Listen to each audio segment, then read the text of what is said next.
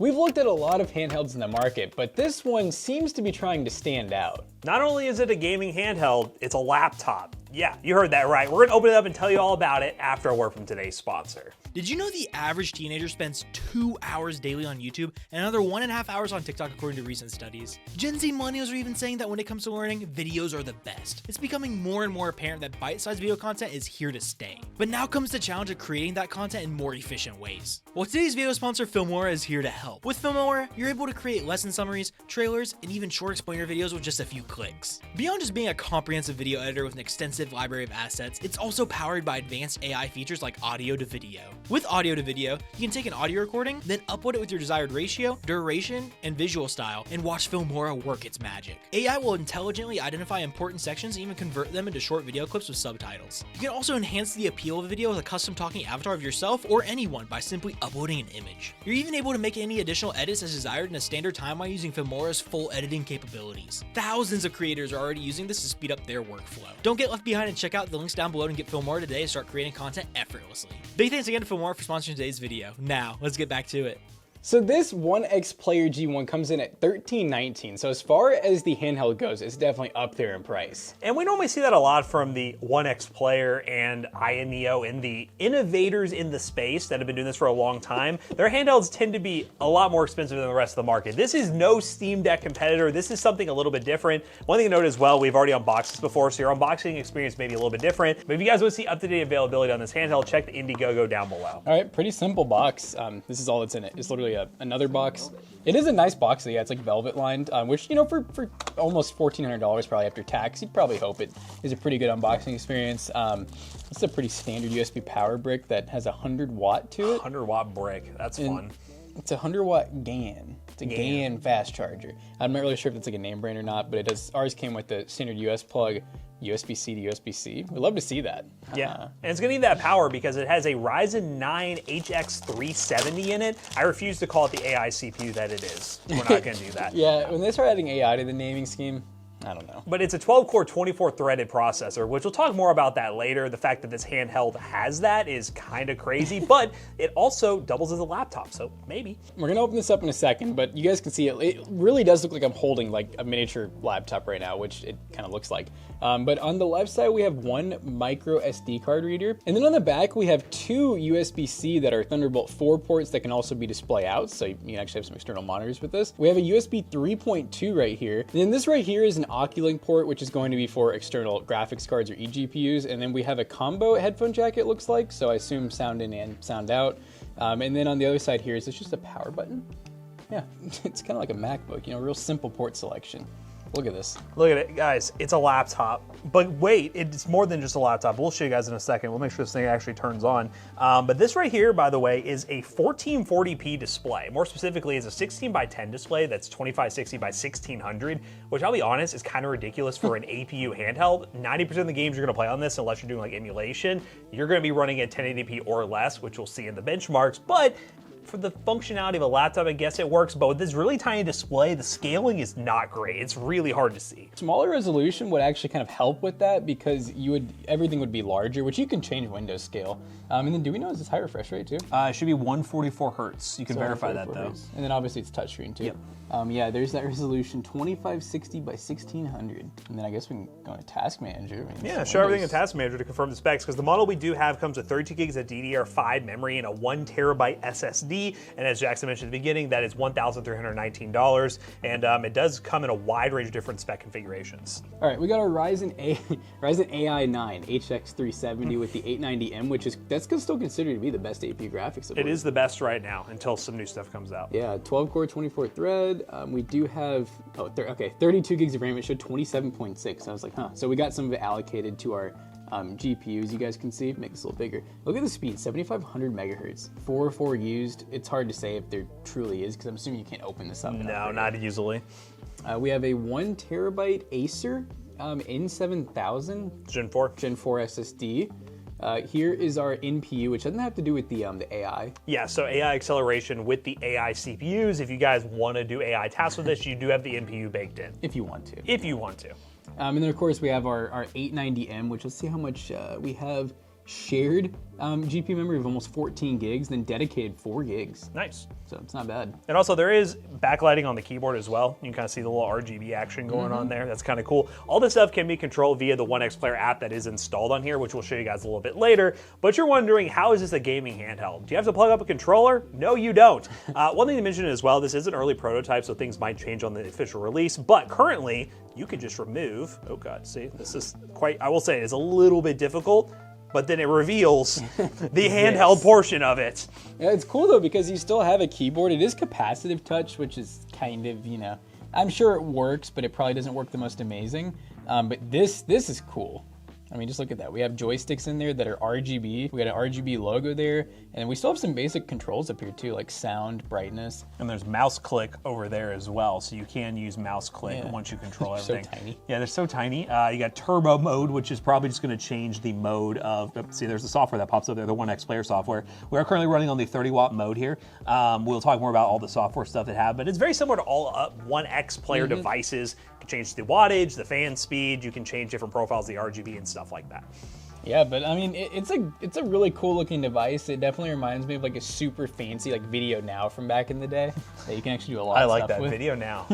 But what we're gonna go ahead and do, guys, is we're gonna run some benchmarks. We'll game on it. We're gonna get our little overhead set up here. We're gonna game on this thing, give you all our impressions on what it's like to game on it, and obviously the elephant in the room. It is a very expensive handheld, but it is doing something that not a lot of people in the market are doing. It's not a Steam Deck competitor by any means. It's just an interesting device that OnexPlayer is trying to bring to market, and you guys at home can be the determining factor on if it sells well. Let's go ahead and benchmark it and find out what it can do. All right, guys, we are playing some Apex Legends. This is actually my first time using this OnexPlayer handheld. We're running 2560 by 1600. We got FOV almost maxed out. No VSync. We are using the Anti-Lag 2, which is an AMD built-in option. Adaptive FPS set to 100, and then we're running like medium settings. But I know that we're running native res in like a medium preset. We are using I think they called it AMD anti-lag, and we have that turned on. We're not using a frame cap or anything. And obviously, I am very diehard keyboard and mouse player, especially in first-person shooters. So we'll see how this goes. I'll let you guys know how the aim assist is. That's built in. Oh, not good. It's not good. Yeah, it's a good example of you trying to play a competitive shooter on a handheld like this, which we're already going to tell you is not going to be great, but yeah, you can. And one thing I will say, just from already only playing on this for a few minutes, is it gets pretty warm when it's on that turbo mode. The fans aren't super loud, which is nice. It kind of sounds like a quiet laptop, but I am definitely my hands are getting sweaty.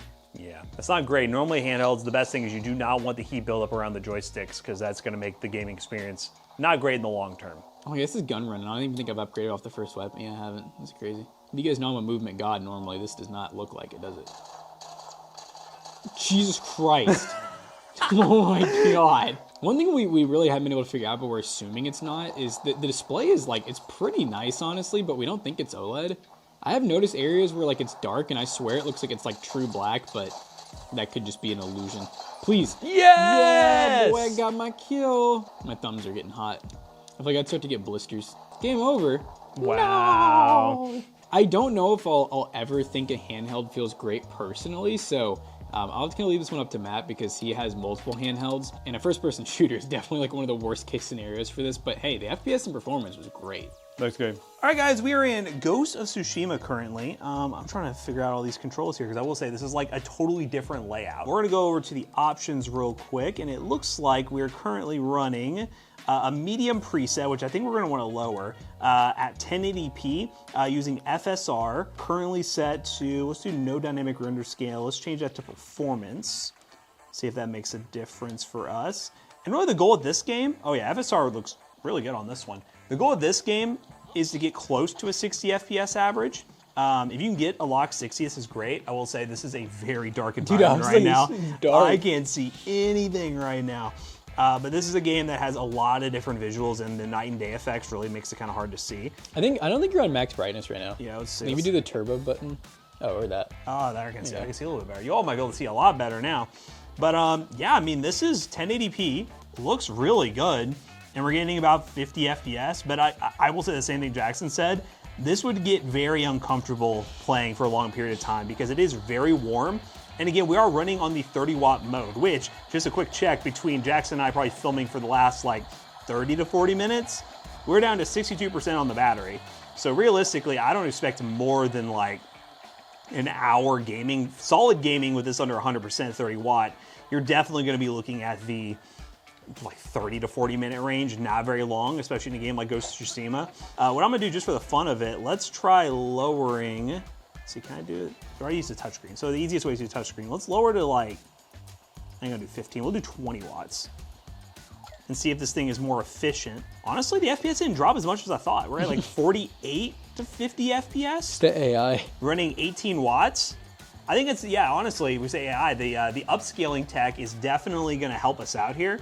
And I would say running 30 watts, I wouldn't do very often because honestly, this might start getting a lot cooler because we just almost half the wattage and there will be less heat produced and it might be a more enjoyable experience. But this is looking pretty good. Just for the fun of it, let's see how low can she go. Let's just see what 10 does. I'm just curious. Okay, yeah, the FPS. Oh, it was too much. It broke it. All right, don't do 10 watts. Honestly, Ghost of Tsushima, I would probably just say 15 watts, run it on more optimized settings. You can actually go up by the watt too. I didn't even notice that. So you can do just, normally it's like presets. That's really crazy actually. Ghost of Tsushima, it thinks it's still up, but it's definitely not up. It has crashed. It runs pretty solid. I just think, honestly, if I were gonna use this device, if this was my primary handheld, well, one, I would only get this thing if I thought that I would want the laptop functionality, because I would just be like, all right, here we go. Laptop mode, we'll start using this, blah, blah, blah. And then from there, I would use this as a secondary gaming device. I would have another controller with it, which at that point kind of defeats the gimmick of this, because I just think holding it like this is incredibly warm. But we will launch 2 more games. We'll have Jackson run Forza, which is gonna be pretty demanding, but will be another example. We try to run at the lower wattage, and then I will do some older game. We're gonna do Half-Life 2, which would be an example of a game you could run at very low wattage, and you shouldn't get the super warmness that we're feeling here, which honestly, it's already cooling down a bit. But let's switch to Forza. All right, guys, so we're currently in Forza, and I'm gonna try, okay, there we go. All right, so we're gonna go ahead and show you guys what settings we're running. So this is Forza Horizon 5. So right now we're doing 1920 by 1200. We're not using HDR. We got unlocked frame rate. And let's go to our actual graphics settings. Here we go. So we got anti-aliasing off. We're actually not using any upscaling, which is... Could use upscaling. Yeah, you know what? Let's keep it going. I will say though, without upscaling it, what it was currently at, we were getting like 60 FPS, give or take. So they really wasn't too bad, honestly. Let's save these settings, and hopefully we can see some more. All right, so now we have FSR 2 set to quality, and you guys can see we're running a low preset. All right, now we can finally race. Maybe, okay, there we go. All right, so yeah, we're getting over 60 now for the most part. I will say it feels pretty smooth. It looks really good. This is definitely an example of a game kind of like Ghost of Tsushima, where it's much more controller friendly, I feel. I don't think a game like any first person, like Call of Duty, Apex, anything like that, they're just not really meant to run a non-standard gaming controller. Like, it works, it's just not enjoyable. How hot does it feel? Because it's running the lower wattage right now. Not nearly as hot. Okay. I would still say, in all honesty, I even have trouble with like gaming laptops. Like anything that makes my hands even slightly warmer, I'm going to be uncomfortable. This is a lot better than it was, but before it was almost like, I don't think I'd be able to use it. Yeah. I think it would drive me nuts. Now it's like, I could definitely use it. My hands aren't sweaty. They're a little warm, but I'm okay with this. And I mean, it's running pretty good. I can definitely tell we're kind of getting some areas where we're loading things. Like it feels a little bit kind of like chunky, like we'll render some new area in, but it's definitely playable. And we can lower settings more. Like I said, we are running FSR 2 set to quality. We're not like the lowest resolution we could do either. But it's kind of funny to see like with this handheld, we really haven't needed to like hardcore lower settings or resolutions yet. We've kind of managed to get 60 in almost everything we've put it through. Beautiful. I feel like I'm doing better than this than when I was using the controller the other day. So yeah, some games I could actually see myself enjoying on something like this. But that's kind of what the whole point of a handheld though. I think we've noticed that I think Matt and I are in agreement that with a handheld, you really do buy it for certain games, not because you're trying to replace your PC. But yeah, guys, so that was Forza. Ran really well. This was definitely, I think this was my best use case so far. Matt's gonna go ahead and test out one more game. Okay guys, we are currently playing Half-Life 2 Update, which I will say I honestly probably should install the normal Half-Life 2 because, well, I had a different save here. But you know what, you can see what's going on here. We're currently running 1440p. that guy just ran away. 1440p high settings. Oh my goodness. Oh! Look how advanced that game is. The fact that that thing flew off the map and then climbed back up. Ah! The fact that you just flew it off the map. Okay, you know, let's just back it up real quick. But yeah, we are running 1440p higher settings, which is pretty cool because we're getting 180 FPS. I mean, again, this is an old... I'm just going to keep dying to this one guy, aren't I? Stay. Stay. Oh, God. Ah! How many bullets does it take? Ooh. Oh, I have 1 HP. Let's go. I like that. But yeah, I mean, this is an example of an older game that I would say originally I would have really played this on keyboard and mouse, but I have been playing this on my ROG Ally, and once you get the controllers a little bit fine-tuned, the joysticks are just, the sensitivity is really low. I think that's part of the problem here. But once you do that and you get killed immediately, you can actually play through this game, play through some classics, some games that you don't think you'd normally play. I just gotta fight this dude again. Oh, no, no! And it'll allow you to have a little bit of a refresh on some titles that you may have just forgotten about playing, or you can play a backlog of older games that are easier to run. So I think that's the beauty of handheld space. But the real question of today's video is this handheld worth it for that? Because there's a lot of different handhelds you can buy on the market right now. This one is very expensive. I will say, unless you have a very particular use case for this keyboard setup, to where I could just be like, oh wow, here we go. Got my keyboard on. Oh. So I guess in theory, if if you're not like a controller player, I mean, you get a little wireless mouse. This is, oh, here we go, yeah. Actually, no, it's really, it's stuck. Like, it's like hot keying almost. Yeah. Oh, yo, I think I got, no, I'm breaking it. This is called, let's see if Matt can break it. Yeah, unless you're using this functionality, realistically, there are better value handhelds on the market. We're always obviously going to push you guys in the best value direction, but I at least give OnexPlayer credit for creating something different, and hopefully this design could be improved upon with future releases. It's just the price point is really hard to recommend, especially with how hot this gets. Yeah, guys, we're gonna run some other built-in benchmarks, show you guys some more game tests on what this thing can do. But all in all, this was a very cool handheld to take a look at, and we'll give our final thoughts in the end of the video. Let's get to it. Yeehaw. All right, guys, so we just had a lot of fun playing on this tiny little handheld laptop, and I gotta say, it is definitely very innovative, but we obviously did have some minor complaints with some of the heat buildup on our hands, and honestly, just the usability for the overall price. Yeah, you're definitely the early adopter fee when it comes to this device. You're getting into something that's new to the market and you are paying a price for that. And this is a prototype, so there could be some changes to the final design that you all get at home, but it is important mentioning all the things that are actually happening with this device right now while we're using it. Let's talk about those other benchmarks. We ran Cyberpunk 1080p using the Steam Deck preset at 30 watts with FSR balance. Got an average of 42 FPS, a minimum of 35, a max of 55. We ran Black Myth Wukong 1920 by 1200 low settings with FSR frame gen on 30 watts. One thing I mentioned as well is with this nice CPU, the shader compilation on a bunch of different games is much faster using a 12-core 24-thread processor, so that's a good thing to note. We ended up with an average of 54 FPS, a max of 74, and a min of 41. And lastly, we ran the 3D Mark score at 15 watts and got a score of 2,920, and at 30 watts, we got a score of 3,657, which is not gonna break any price performance records at all. That is not great for the price. All in all, that's kind of what we expect from devices like this. If you're looking for just a normal gaming handheld, buy a Steam Deck or look into like an ROG Ally or something like that. This is its own thing, and if you are interested in this own thing and you want to take a look at it on Indiegogo, check the link in the description down below. Let us know what you think of this handheld down below, and are you considering picking one up? But as always, we hope you guys enjoyed today's video. If you did, make sure you check out our other two YouTube channels and also our twitch.tv/ToastyBros, and do not forget to like, comment, and subscribe. And we'll see you guys in the next one. Goodbye. So this could be for sale at PCBros.tech. That's definitely one of the big advantages of, YouTubers kind of having a PC selling business, is sometimes you guys get some very exclusive paraphernalia. Paraphernalia. PCBros.tech. You can either buy this thing or you can buy a gaming PC. Whatever you want, use code ToastyBros on checkout. You'll save 3% of your next purchase. See you guys later. Goodbye.